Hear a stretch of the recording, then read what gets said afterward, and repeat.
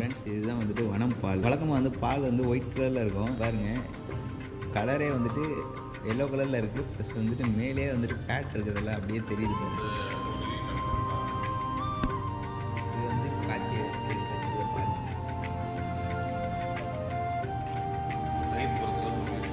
தயிருக்கு வந்து உர ஊற்றி வச்சிருக்கோம்.